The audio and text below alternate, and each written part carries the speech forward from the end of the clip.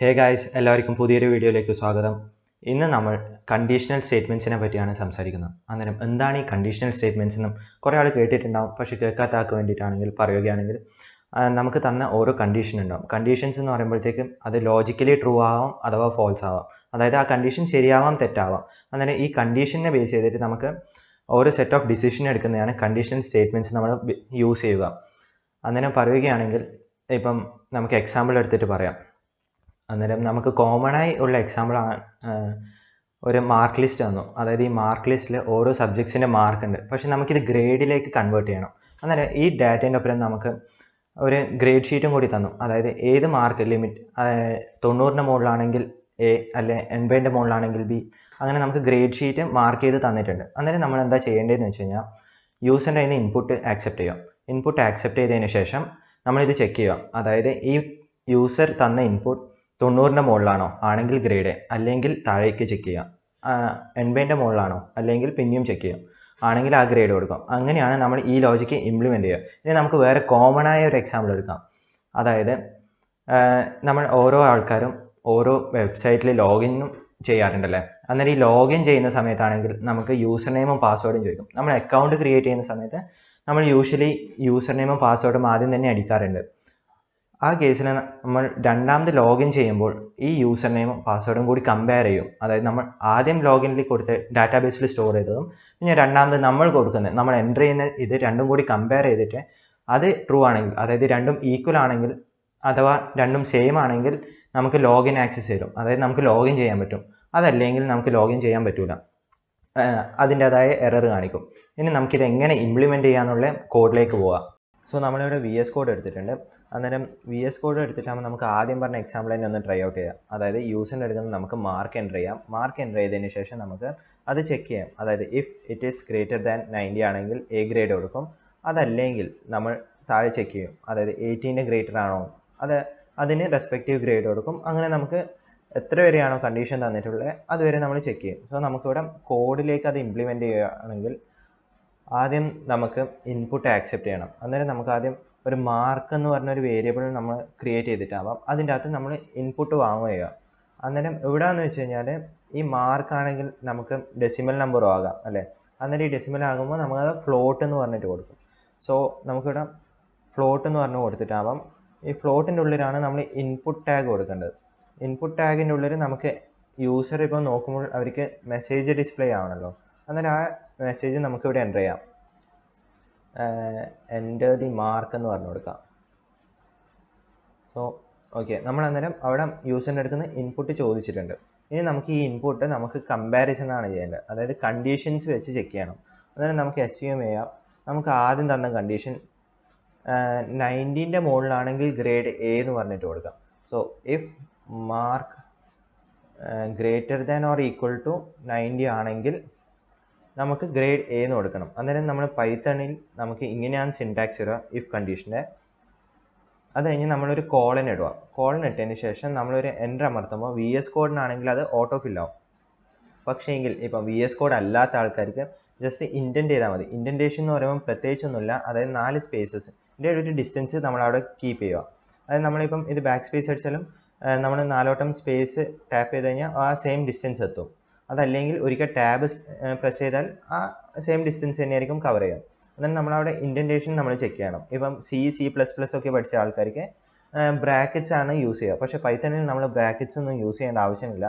നമുക്ക് നേരെ ഇൻറ്റൻറ്റേഷൻ വെച്ചിട്ടാണ് നമ്മൾ ഇഫിൻ്റെ ഉള്ളിൽ എന്തൊക്കെയാണ് സ്റ്റേറ്റ്മെൻറ്റ്സ് എന്ന് മെൻഷൻ ചെയ്യുക. അതായത് നമുക്കിവിടെ ഇഫിൻ്റെ ഉള്ളിൽ ഇത് ട്രൂ ആണെങ്കിൽ നമുക്ക് ഗ്രേഡ് എന്ന് പറഞ്ഞൊരു ഗ്രേഡ് ഈക്വൽ ടു ഒരു എ എന്ന് പറഞ്ഞു കൊടുക്കാം. ഓക്കെ, അന്നേരം ഗ്രേഡ് ഈക്വൽ ടു എ എന്ന് പറഞ്ഞു കൊടുത്തു. ഇനി നമുക്ക് 18ൻ്റെ താഴെയാണെങ്കിൽ അത് ബി എന്ന് പറഞ്ഞു കൊടുക്കാം. സോ അന്നേരം 18ൻ്റെ താഴെ നമ്മൾ നോക്കണമെങ്കിൽ ആദ്യം നമ്മൾ എൻ്റർ അമർത്തുമ്പോൾ നമുക്ക് സെയിം ലൈനിൽ അലൈൻ ചെയ്ത് വരും. സോ നമുക്ക് ഇഫിൻ്റെ പുറത്താണ് ചെക്ക് ചെയ്യേണ്ടത്.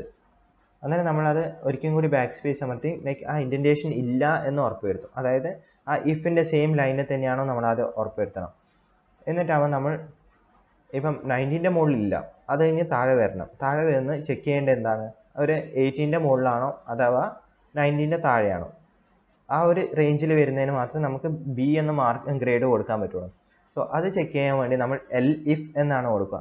ഇപ്പം C++ലൊക്കെ else if എന്ന് പറയും, നമ്മൾ പൈത്തണിൽ elif എന്ന് പറയും.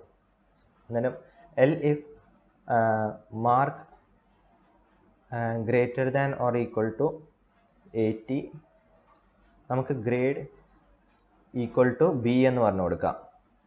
സോ ഈ elif എന്താ ചെയ്യുമെന്ന് വെച്ച് കഴിഞ്ഞാൽ, ആദ്യം ഇഫ് കണ്ടീഷൻ നമ്മൾ നോക്കിയല്ലോ, ഈ എഫിൻ്റെ ഉള്ളിൽ അത് ട്രൂ അല്ലെങ്കിൽ നേരെ താഴത്തെ സ്റ്റേറ്റ്മെൻറ്റ് വരും, അത് ചെക്ക് ചെയ്യും. ആ elif വർക്ക് ചെയ്യണമെങ്കിൽ മുകളിലത്തെ കണ്ടീഷൻ ഫോൾസ് ആയിരിക്കണം. അതായത് മുകളിലത്തെ കണ്ടീഷൻ ട്രൂ ആണെങ്കിൽ elif വർക്ക് ചെയ്യില്ല. അന്നേരം നമുക്കിവിടെ 18 ആയി. ഇനി 17ൻ്റെ മുകളിലാണെങ്കിൽ നമുക്ക് സെയിം പാറ്റേണിൽ തന്നെ ചെയ്യാം. ഇത് കോപ്പി ചെയ്യാം, പേസ്റ്റ് ചെയ്തിട്ടാകുമ്പോൾ നമുക്കിവിടെ മാർക്ക് മാത്രം ഇവിടെ ചേഞ്ച് ചെയ്താൽ മതി. സോ മാർക്ക് 70, പിന്നെ അത് കഴിഞ്ഞ് ഓക്കെ സി എന്ന് ചെക്ക് ചെയ്യാം. സോ നമുക്ക് ഇപ്പം തൽക്കാലത്തേക്ക് ഇത്. ഇനി നമുക്ക് ലാസ്റ്റ് ഫൈനൽ ഗ്രേഡായി ഡി എന്ന് പറഞ്ഞു കൊടുക്കാം. ഡി എന്ന് വെച്ച് കഴിഞ്ഞാൽ 16ൻ്റെ താഴെ വരുന്നതിലും ഡി ആയിട്ട് നമുക്ക് കൺസിഡർ ചെയ്യാം. സോ ലാസ്റ്റ് സ്റ്റേറ്റ്മെൻറ്റ് ആയതുകൊണ്ട് തന്നെ നമ്മൾ elifന് പകരം എൽസ് ആണ് കൊടുക്കുക.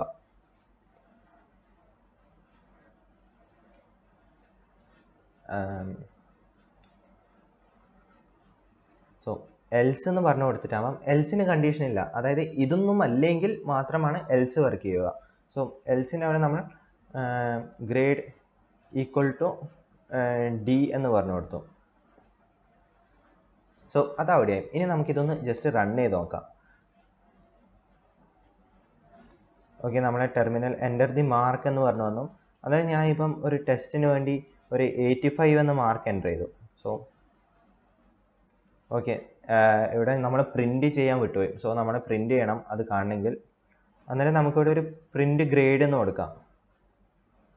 പ്രിൻറ്റ് ഗ്രേഡാണ് നമുക്കിവിടെ പ്രിൻറ്റ് ചെയ്യേണ്ടത്. എന്നിട്ട് ഒന്നും കൂടി റൺ ചെയ്ത് നോക്കുമ്പോഴാണെങ്കിൽ നമുക്ക് കിട്ടും. സോ മാർക്ക് എൻ്റർ ചെയ്യാൻ വേണ്ടി വന്നു, ഒരു 85 എൻ്റർ ചെയ്യുമ്പോൾ സോ നമുക്ക് ബി എന്ന് പറഞ്ഞ് ഗ്രേഡ് കിട്ടി. ഇവിടെ ബി എന്ന് പറഞ്ഞിട്ട് ഗ്രേഡ് കിട്ടി. സോ ബേസിക്കലി ഇത്രയേ ഉള്ളൂ. നമുക്ക് ഓരോ കണ്ടീഷൻ ഡിപ്പെൻഡ് ചെയ്തിട്ടാകുമ്പം നമുക്കതിന് കണ്ടീഷൻ ട്രൂ ആണെങ്കിൽ ഒരു ഔട്ട്പുട്ട്, അതല്ലെങ്കിൽ വേറൊരു ഔട്ട്പുട്ട്, അങ്ങനെ നമുക്ക് സെറ്റായി ചെയ്യാൻ വേണ്ടിയിട്ടാണ് കണ്ടീഷണൽ സ്റ്റേറ്റ്മെൻറ്റ്സ് നമ്മൾ യൂസ് ചെയ്തത്. സോ നമുക്ക് വേറൊരു എക്സാമ്പിൾ നോക്കാം. അതായത് 2 സ്ട്രിങ് കമ്പാരിസൺ അഥവാ 2 നമ്പർ കമ്പാരിസൺ നമുക്ക് നോക്കാം. സോ നമുക്കിത് മുഴുവൻ ക്ലിയർ ചെയ്തിട്ടാകുമ്പോൾ നമുക്ക് ഒരു ടെസ്റ്റിന് വേണ്ടി ഒരു വേരിയബിൾ ക്രിയേറ്റ് ചെയ്യാം. ടെസ്റ്റ് ഈക്വൽ നമുക്ക് ആദ്യം നമ്പർ കമ്പാരിസൺ നോക്കാം. സോ 80 ഇഫ് ടെസ്റ്റ്, ഈ 80 ടെസ്റ്റിലുള്ള വേരിയബിളും നമുക്ക് ഇഷ്ടമുള്ള വേരിയബിളും ഈക്വൽ ആണോ എന്ന് ചെക്ക് ചെയ്യാം. അതിന് നമ്മൾ ഈക്വൽ ടു എന്ന് പറഞ്ഞൊരു ഇതാണ് യൂസ് ചെയ്യുക. സോ നമ്മൾ ടെസ്റ്റ് ഈക്വൽ ടു 80 ആണെങ്കിൽ പ്രിൻറ്റ് ട്രൂ എന്ന് കൊടുക്കാം. ഇനി നമുക്കിതൊന്ന് ജസ്റ്റ് റൺ ചെയ്ത് നോക്കാം. ഓക്കെ, നമുക്ക് ട്രൂ എന്ന് കിട്ടി. ഇനി നമ്മളിത് ചേഞ്ച് ചെയ്താലോ, 60 എന്ന് പറഞ്ഞു കൊടുത്ത് ഇനി ഇത് റൺ ചെയ്ത് നോക്കിയാൽ നമുക്ക് അവിടെ ഒന്നും കാണിച്ചില്ല. നമുക്ക് വേണമെങ്കിൽ ഇവിടെ എൽസ് കൊടുത്ത് ഫോൾസ് എന്ന് കാണിക്കാം. ഈ ഇഫ് കണ്ടീഷൻ്റെ ഉള്ളിൽ ഉള്ള സ്റ്റേറ്റ്മെൻ്റ് ഒന്നും അവിടെ വർക്കായില്ല. സോ ബേസിക്കലി ഇത്രയേ ഉള്ളൂ. അന്നേരം ബാക്കിയുള്ള കാര്യങ്ങൾ നമുക്ക് നെക്സ്റ്റ് വീഡിയോയിൽ ഡിസ്കസ് ചെയ്യാം. ഇതുവരെ ഇഷ്ടപ്പെട്ടു എന്ന് വിചാരിക്കുന്നു. എന്തെങ്കിലും കമൻറ്റ്സ് ആൻഡ് ഫീഡ്ബാക്സ് ഉണ്ടെങ്കിൽ എന്തായാലും നിങ്ങൾ കമൻറ്റിൽ അറിയിക്കുക. So thanks for watching. Please do like, share and comment. Thank you. By.